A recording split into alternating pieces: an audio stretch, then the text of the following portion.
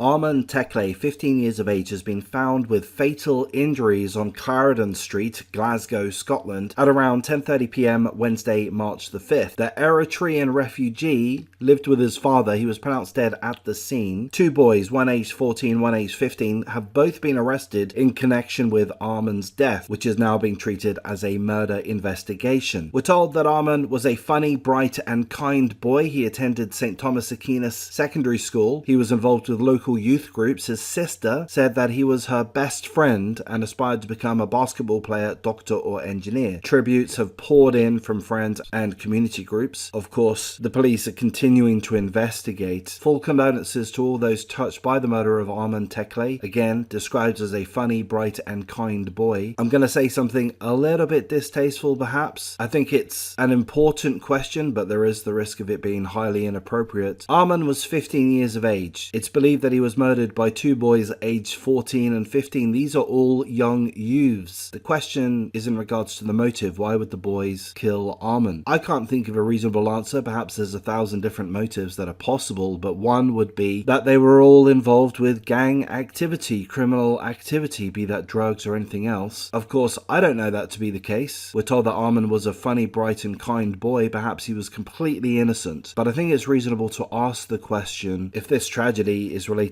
to youth crime. No offense to the family and friends of Armand, but I would imagine that it is. That would be my guess. Not, of course, that I would know any of the specifics. And indeed, if that is accurate, that doesn't necessarily take away any of the condolences, but I'll wrap things up at this point. I don't wish to be disrespectful, but I do aim to be honest and at least touch upon important aspects to these tragedies.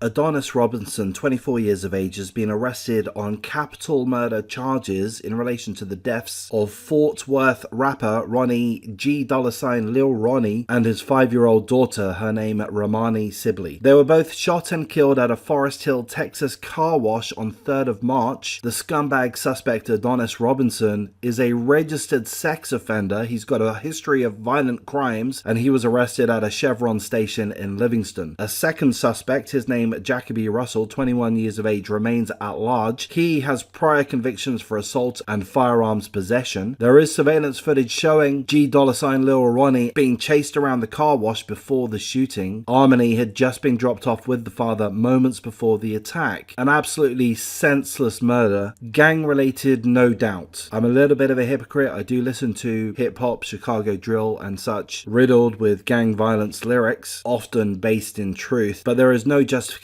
for this. Killing an op's bad enough, but killing their daughter, a 5-year-old complete innocent, Armani Sibley, is atrocious. So let's hope that Adonis Robinson does face the full force of the law, of the justice system. Let's hope he gets the death penalty as and when he's found guilty. And let's hope that the suspected accomplice, Jacoby Russell, is captured and also faces the same justice. Of course, full condolences to all those concerned. We're told that Ronnie, G. Lil Ronnie, leaves behind a 12-year-old daughter and a younger sister. The mother of 5-year-old Armani Sibley is no doubt absolutely devastated. It's a complete tragedy. Full condolences.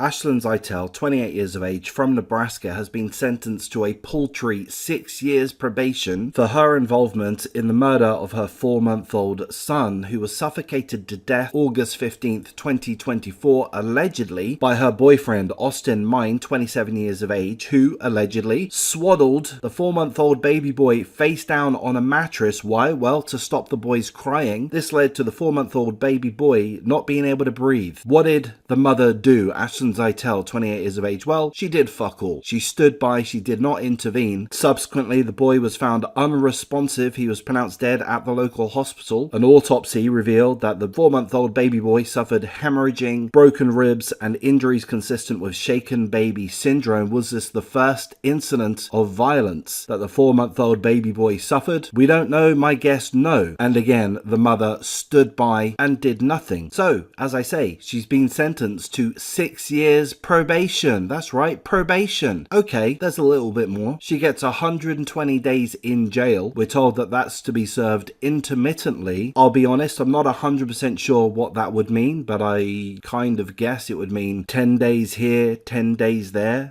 time in between in and out of jail for a total of 120 days. Again, her son, who she failed to protect, died when he was only 4 months old, murdered, allegedly, by her boyfriend. And the bulk of her sentence is 6 years probation. That's pathetic, Nebraska. Back to the boyfriend, Austin Mine, 27 years of age. He's charged with child abuse resulting in death. He's pled not guilty. Thankfully, he's in custody awaiting trial. Again, the autopsy revealed that the 4-month-old baby boy suffered hemorrhaging, broken ribs, and injuries consistent with shaken baby syndrome. Well, I don't think we need to be a genius to be confident that the 4-month-old baby boy, I believe his name's Andrew, I'm not 100% sure, was murdered. In my estimation, that's at the hand of the main suspect, Austin Mine, the mother's boyfriend. And seemingly that occurred right in front of the mother, Ashlyn Zeitel. If not literally, then certainly metaphorically. And she did fuck all. She gets away with probation and a mere 120 days in jail. That's a disgrace. If you live in Nebraska, if it were up to me, I would encourage you to do something about that, to protest this way, that way, I don't know how, but to express your dissatisfaction that a child murderer, or rather a mother that stands by whilst her child is being murdered, primarily gets probation. It's fucking ridiculous.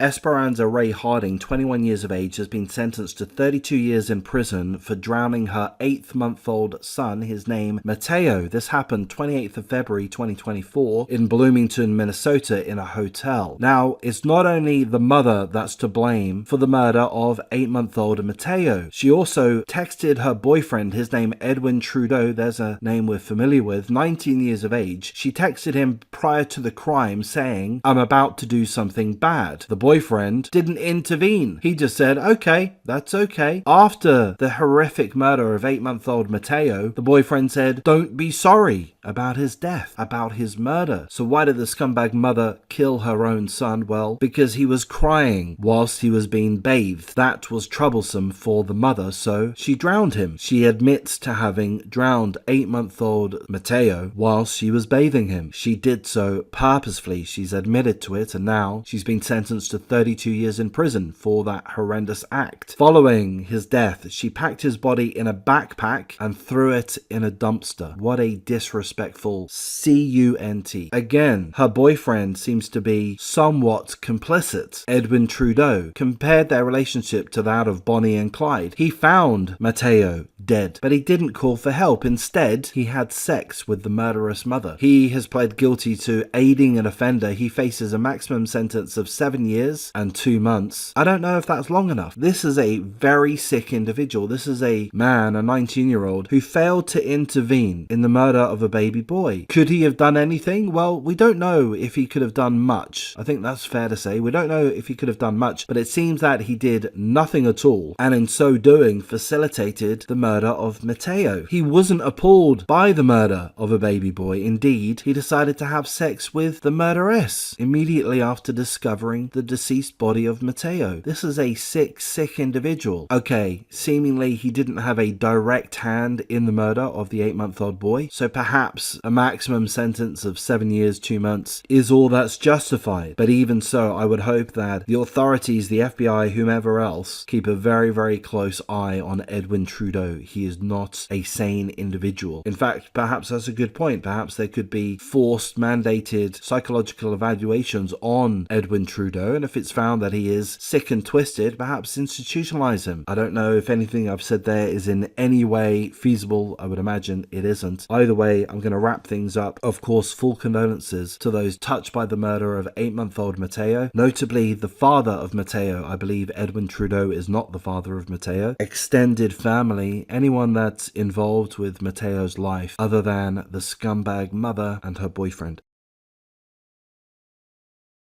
Bryce Bainham, 32 years of age from Michigan City, Indiana, has been charged with the murder of his girlfriend's 5-year-old son. The boy suffered a brain bleed, bruising to his head, back, buttocks, and also suffered other injuries. The scumbag mother's boyfriend, Bryce Bainham, was also accused of preventing the boy's mother from calling 911, as well as coaching her on what to tell police. The 5-year-old boy was found unresponsive 2nd of March. He was rushed to hospital, but tragically he died later that evening. The scumbag boyfriend allegedly punished the boy with cold showers and physical abuse, including striking him really hard, according to the mother. Seemingly, the mother's boyfriend became jealous when the mother showed her 5-year-old boy some love, some attention, so the scumbag Bryce punished him cruelly, such as forcing him to eat hot sauce. Thankfully, he's been held on a $1 million bond. I applaud that, Indiana. He also faces an additional charge of interfering with the reporting of a crime, and his court hearing is scheduled for the 11th of March. Of course, this is early in the investigation, but I would imagine that there's plenty of evidence here. Unfortunately, I think much of that evidence will show that the 5-year-old boy suffered long-term abuse. That's my guess. I don't know that. But again, the mother seemingly admits that the boyfriend became jealous of the boy and ritually abused him with cold showers, physical abuse, and other forms of torture, making him eat hot sauce and whatever else. The boy suffered a brain bleed, bruising to his head, back, buttocks, and had other injuries. That doesn't seem to me to be the victim of just one incident. That seems to me that the 5-year-old boy suffered in the long term at the hands of the mother's boyfriend, whilst, in my estimation, the mother stood by and did fuck all. The article isn't telling us about any charges laid against the mother. I don't wish to victim blame. I'm sure the mother is destroyed emotionally at this point. She has lost her son, but that doesn't mean she is free from blame. If indeed this was long-term abuse that the boy suffered, she has to be held accountable. Okay, she can argue she was in a difficult position, but that's not good enough. She could have taken the boy and ran to family, to friends, to a different state, to authorities, to homeless shelters, to domestic violence abuse victim shelters. There would have been options for the mother, and she didn't take them, and her lack of action has led to the death of her 5-year-old boy. So in my estimation, not knowing all of the facts, of course, at this point, this is speculation and opinion based on not a great deal of information, but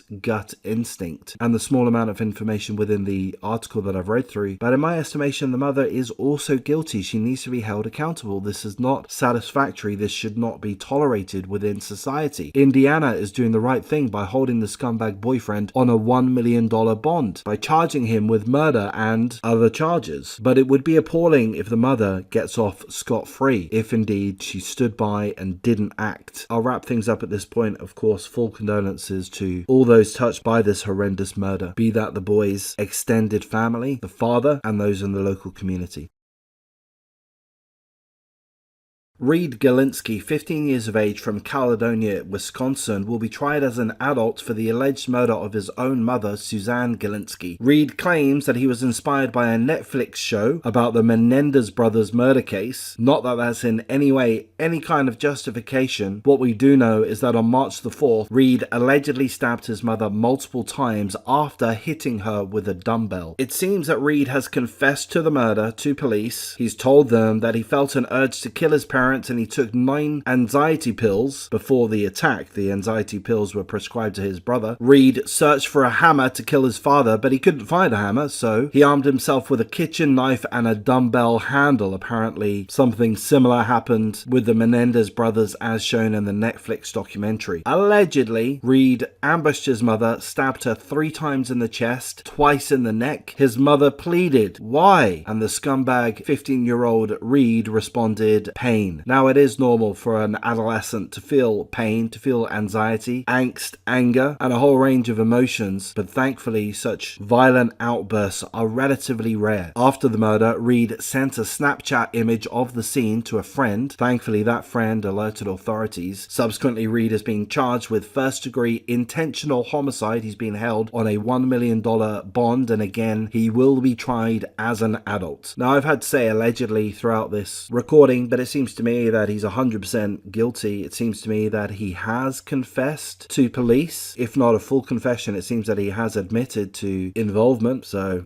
shouldn't really feel the need to say allegedly, to be honest. He's 100% guilty. He stabbed his mother 3 times in the chest, twice in the neck, and then celebrated, boasted about the murder, the cold-hearted murder of his own mother, by sending a friend a Snapchat image. Ha ha, mate, have a look at this. I just killed my mom. Mental illness clearly at play. He lacks control. Did he allow himself to do this? Did he play a role of a psychopath for the day, for a few months? Did he allow himself to slide into the abyss? I suspect so. I suspect that that is possible, that any of us can choose this kind of behavior if we want. Maybe that's not quite correct, but some of us are going to have the capacity to choose this behavior, meaning that it is conscious, that it's not 100% due to mental illness, that there is some conscious act going on. Oh, let's play the role of a murderer. He refers to the Netflix documentary, The Menendez Brothers. It seems like he was acting out. So maybe this is due to mental illness. Maybe it's due to mental immaturity. Maybe it's due to the 9 anxiety pills that he took. We don't know what hardships he faced at the hands of his mother, or indeed his father. Again, Reed allegedly searched for a hammer to kill his father, but he couldn't find one. As far as I understand, his father was physically unharmed. I think I just lost my train of thought, but either way, let's hope justice is served. It seems to me he's guilty. I'm glad that he's being tried as an adult. I don't think murderers really of any age deserve leniency. Perhaps there's going to be the occasional exception, but I don't see this as being as an exception. 15 years of age, he knows what he was doing. He planned it and intentionally, cold-heartedly murdered his own mum. She asked why. Reed said pain. Well, that's not good enough. You can accept the pain. You can go to the police. You can go to authorities. You can up and leave. You're 15 years old. You could run away. I don't believe that the mother inflicted significant amounts of pain on Reed. I think if that were the case, there'd be evidence of it, which would be reported in the article that I've gone through. There is no such evidence. I think this is all down to Reed, and he deserves justice for it.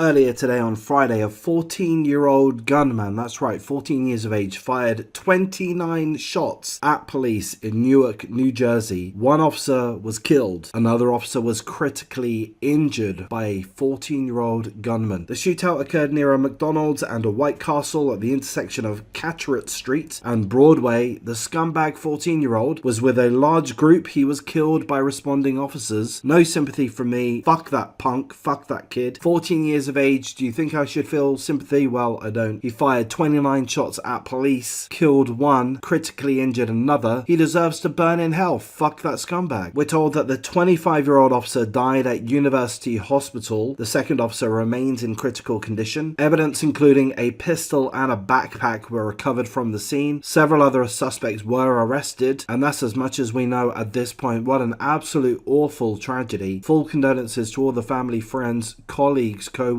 of both the murdered officer, 25 years of age, as well as the officer that has been critically injured, is still in critical condition in hospital. Let's hope and pray that they pull through and are able to make a full recovery. Again, I'm glad that the 14-year-old has been taken from this earth. Should we call for their parents to be investigated? Are they at fault for allowing the scumbag to have access to a gun, to be as sick and twisted as they are? Arguably so. Arguably so. There's been similar investigations of parents whose children have committed heinous crimes. I can't quite remember the name, but there was that boy that did a school shooting about a year, possibly 2 years ago. His parents were charged. I can't remember the current status of that situation, but it's something that society in America seems necessary at some stages to investigate the parents, to perhaps prosecute the parents. And I would suggest that there's perhaps cause, reason to do so in this case. A 14-year-old gunman fired 29 shots at police. He was a part of a larger group. Several of the people within the larger group have been arrested. We're not sure what their involvement is. Were they shooting too? We don't quite know. But we do know that an officer has died, 25 years of age, and another officer is still in critical condition. Again, full condolences.